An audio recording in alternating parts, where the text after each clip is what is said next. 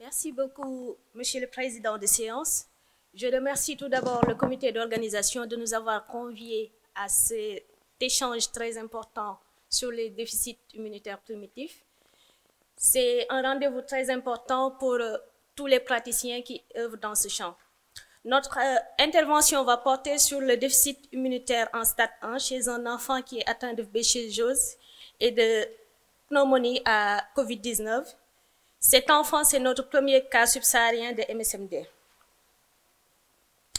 La susceptibilité mendélienne aux infections mycobactériennes, qui est MSMD de l'acronyme anglais, est une entité qui prédispose à des infections mycobactériennes faiblement virulentes, qu'elles soient le BCG ou les mycobactéries environnementales.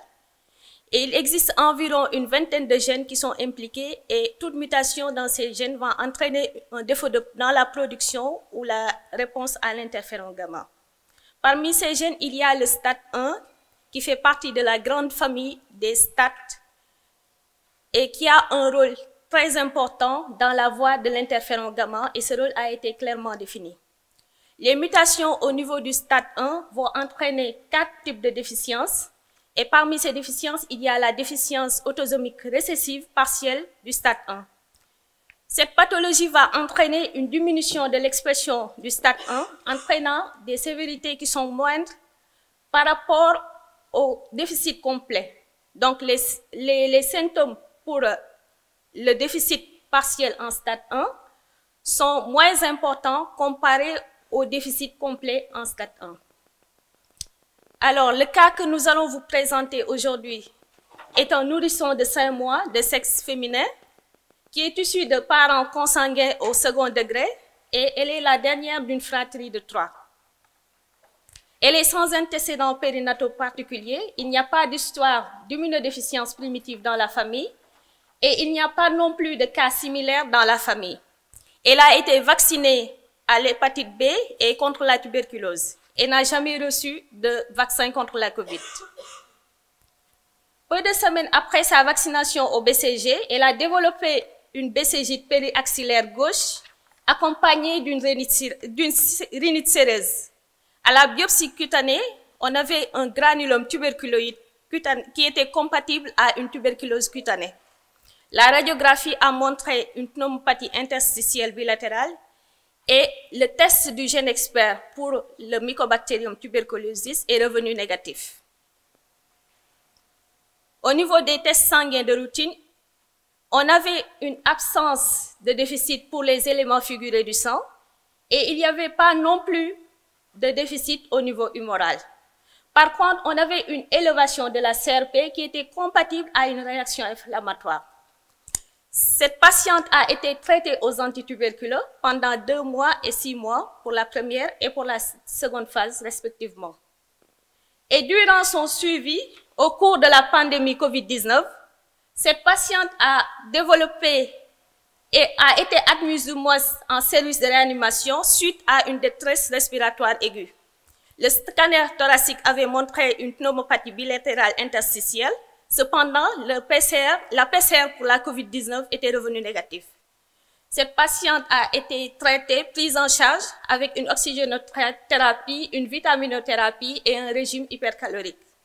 Elle a aussi eu à prendre des médicaments à type de stéroïdes, de salbutamol et d'antibiotiques. Après traitement, elle a eu une évolution favorable au bout de 15 jours. Durant toujours son suivi, on lui avait fait une sérologie complète virale après 8 mois et il s'est révélé qu'elle avait une positivité pour le cytomégalovirus et pour les virus Epstein-Barr, mais aussi et surtout une forte positivité des anticorps dirigés contre la COVID-19, le SARS-CoV. Et devant la sévérité des infections, on avait suspecté une erreur innée de l'immunité, fait le séquençage complet de l'exome qui nous a donné comme résultat une mutation au niveau de l'exome 23 du stade 1 avec comme variant une substitution de la cytosine par la thymine en position 2086, conduisant à un remplacement de la proline par la sérine au niveau 696.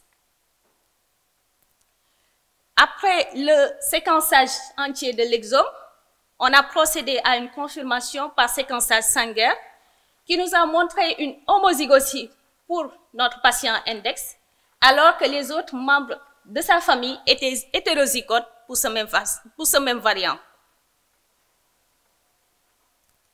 Alors, le variant P696S qui a été décrit chez notre patiente a été pour la première fois décrit chez des enfants issus de parents israéliens. Le P696S, cette mutation va entraîner une déficience partielle autosémique récessive en stade 1 qui conduit à une réduction de l'expression du stade 1 et une diminution des réponses interférons alpha et gamma. Nous allons sans doute rappeler que l'étude des PID a débuté au Sénégal depuis une dizaine d'années et la plupart des cas qui étaient retrouvés étaient les SCID, les déficits syndromiques et les neutropénies. On n'avait pas jusqu'ici retrouvé de MSMD. Notre patient présente une infection à Mycobacterium bovis et au SARS-CoV-2 qui a entraîné une déficience partielle autosomale récessive du stade 1. Donc, c'est notre premier cas de MSMD au Sénégal, notre premier cas de déficit en stade 1 en Afrique subsaharienne. Et même en Afrique, les cas de MSMD viennent largement du Maghreb, avec le Maroc qui est en tête. En Afrique subsaharienne, les 3 cas de MSMD qui étaient retrouvés, c'était en Afrique du Sud, au Sénégal et en Éthiopie. Le déficit autosomal récessif en stade 1 entraîne une pneumonie à entraîne une susceptibilité à la pneumonie à COVID-19 avec une absence de réponse aux interférons de type 1 et 3, une absence de contrôle de la réplication du SARS-CoV-2 dans les fibroblastes SV40 humains, stade 1 déficient, après un traitement à l'interféron de type 1. Notre patient est le premier à présenter un déficit autosomal récessif en stade 1 associé à une pneumonie COVID-19. Et l'issue favorable de cette patiente, de cette infection, c'est le résultat d'une réponse cellulaire qui est résiduelle, dépendante aux interférons. Pour terminer, Monsieur le Président, les formes sévères de MSMD ou même de tuberculose peuvent être causées par une prédisposition génétique qui est présente dans la population sénégalaise. Il faudra encourager la recherche et le diagnostic des cas de MSMD au Sénégal. La vaccination par le BCG, qui est obligatoire chez les nourrissons à la naissance, devrait être retardée jusqu'à l'exploration des maladies génétiques. Et enfin, l'identification de la base moléculaire de ce cas de MSMD montre l'importance d'un conseil génétique précoce pour des familles affectées et la gestion médicale du traitement.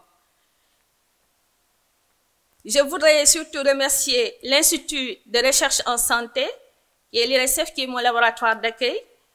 Mes remerciements vont aussi à l'endroit de l'ambassade de France, qui m'a permis de faire un séjour doctoral au niveau de l'Institut Imagine de Paris. Et enfin, je remercie tous les membres du laboratoire de GHMI de l'Institut Imagine de Paris pour m'avoir intégré au sein du laboratoire et ensuite de m'avoir permis d'approfondir mes connaissances sur la recherche des déficits immunitaires primitifs. Je vous remercie.